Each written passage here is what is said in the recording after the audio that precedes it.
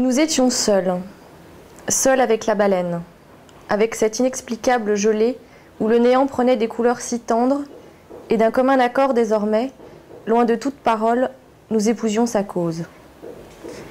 Cette défaite, cet effacement silencieux, cela redevenait une présence.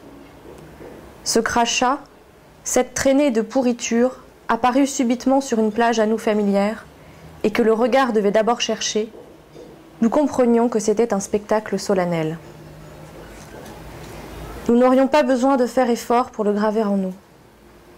Il y était inscrit depuis toujours, il était notre plus ancienne pensée.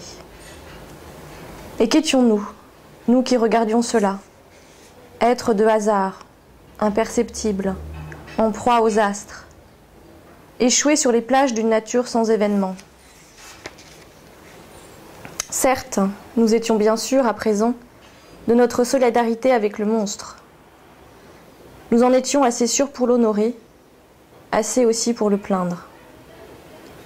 Une énorme accusation s'élevait de cette plage étroite, de cet accablement gélatineux, une accusation qui recouvrait le monde.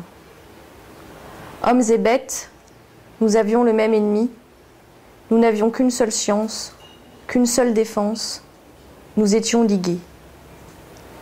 Une pitié démesurée, que nous ne pouvions empêcher de retomber sur nous-mêmes, nous montait à la gorge, devant les restes dérisoires de l'animal biblique, du Léviathan échoué. Cette baleine nous paraissait être la dernière, comme chaque homme dont la vie s'éteint nous semble être le dernier homme. Sa vue nous projetait hors du temps, hors de cette terre absurde qui, dans le fracas des explosions, semblait courir vers sa dernière aventure. Nous avions cru ne voir qu'une bête ensablée, et nous contemplions une planète morte.